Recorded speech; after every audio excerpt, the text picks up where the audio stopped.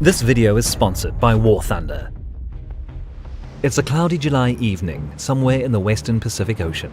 Lieutenant Commander Hashimoto directs his submarine to level off at periscope depth for a quick look around the top layer of the sea. With nothing in sight, he gives the order to surface, allowing fresh air to fill the submarine and recharge the batteries. The Japanese commander enjoyed the refreshing breeze and took deep breaths of the ocean air. Suddenly, the navigator alerted, bearing red 90 degrees, a potential enemy ship. Hashimoto swiftly raised his binoculars and spotted a large black object on the horizon. "Flood main ballasts, prepare to dive," he ordered, returning to the periscope. One of the last naval battles of the Pacific War is about to begin. War Thunder. Victory is yours. With over 2,000 unique military units to take control of, War Thunder is the most comprehensive vehicle combat game ever made. Jump into the seat of a vast array of highly detailed vehicles, painstakingly modeled after their real-life counterparts, meticulously down to their individual components to provide unparalleled levels of immersion. Best of all, it's free to play on your platform of choice: PC, Xbox, X and S, and PlayStation 5 or the generation below. With a heavy emphasis on PvP, War Thunder lets you pit your skills against other players in immersive vehicle combat, boasting incredible 4K graphics. Handy when you consider the vast amount of vehicle customizations, including over 300 individual vehicle tweaks and changes. And with over 100 years of historical units to choose from, your options are near limitless. The sheer level of choice in the game is what really impressed us. Battles are lost and won by the options you have, and having a lot is never a bad thing. Help support our channel by checking out War Thunder in the link below. It's free to play, plus you'll be eligible for premium content and gain bonus Silver Lions to give you a head start. It's late morning, July 15, 1945. Captain Charles McVeigh is summoned to Naval Headquarters in San Francisco for a briefing on his upcoming mission. All stations on his warship, the heavy cruiser USS Indianapolis, were to be on standby duty, prepared to put to sea with no delay. A military cargo plane had just arrived from New Mexico, and soon 2 crates of top-secret payload, guarded by 2 Army officers and a detachment of Marines, were stored aboard the Indianapolis.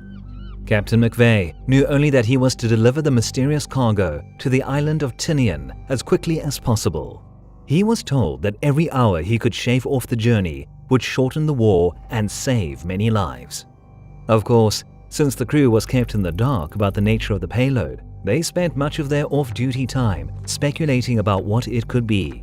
A new shiny car for General MacArthur, some goodies for the officers, or just cases of fine whiskey. The rumors were cut short in the morning of July 16th when the Indianapolis put to sea, heading to the Mariana Islands. Captain McVeigh took his orders with the utmost of seriousness, and the heavy cruiser, with no escort and maintaining radio silence, cut through the waves at a respectable pace, often exceeding 30 knots.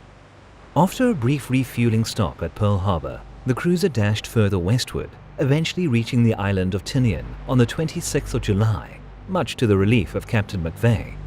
The cargo was still a mystery to the crew, but McVeigh was adamant that it would help the Allies win the war. The 2 precious crates were unloaded and accompanying personnel left the ship. Having completed their top-secret mission, she weighed anchor and steamed for a regular training mission off the Philippines. Captain McVeigh was roughly briefed of the Japanese submarine activity on the ship's expected path. It was a standard warning, but McVeigh still requested some escort ships. The response of Navy Command was clear: no destroyer force was available. In fact, the Indianapolis was a heavily armed warship and often traveled alone. It was assumed that she could handle herself, especially since Japanese power was rapidly waning in late July 1945. Cruising along the calm sea, the Indianapolis conserved her boilers, keeping an economic speed of 17 knots. The evening watch of 29 July was dragging by. The moon rose, but no one aboard it saw it because of the thick cloud cover in the sky.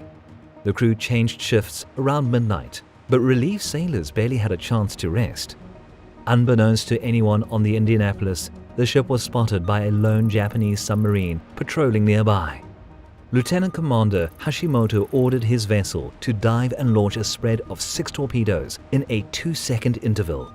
Oblivious to the threat, the Indianapolis didn't attempt to evade the projectiles. One torpedo shook the hull, striking near the bow, with another exploding midship, causing a wall of orange fire and black smoke to erupt into the air. The electrical system went out, plunging the ship into overwhelming darkness. The only light came from the flames, violently flickering on the superstructure. After just 3 minutes, the Indianapolis listed heavily to the starboard side, wallowing deeper and deeper into the sea. Most of the crew threw themselves overboard, with or without life jackets, while sailors in the radio rooms frantically tried to send out the distress signal. But the equipment was dead. 12 minutes after the first torpedo hit, the USS Indianapolis rolled over and went under the waves, with around 300 sailors trapped below her deck. For the remainder of her crew, however, the horror had only just started. Almost 900 men found themselves stranded in the middle of the Pacific Ocean. Navy Command was oblivious to the fate of the USS Indianapolis, as she still traveled under radio silence and no distress signal ever left the ship. What's worse, the survivors found themselves far removed from local shipping lanes, so there was little chance that any vessel would come to their aid. They even couldn't hope for any search attempts launched by the Navy because nobody in the Philippines expected the arrival of the Indianapolis. Hours passed by, and by morning around 50 of the wounded had succumbed to their injuries. Then, attracted by the smell of blood, came the sharks. Contemporary media and stories often exaggerate shark attacks, but the situation the crew of the Indianapolis faced was exceptionally dire and far from the carefree leisure of a beach resort. The survivors huddled together, doing their best to scare off the circling predators. The danger, however, didn't end with sharks. As hours turned into days, the survivors faced excruciating thirst and hunger. Some resorted to drinking seawater, which only worsened their condition. Suffering from dehydration and hallucinations, many separated from their groups, chasing illusions of land or ghostly lifeboats. Desperate, they were either mauled by sharks or panicked and drowned, sometimes dragging along those who tried to calm them down. A terrible death either way. By morning of the 2nd of August, less than half of the survivors were still alive. It had been more than 3 days since the Indianapolis sank, and their life jackets were drenched with water, barely serving their purpose.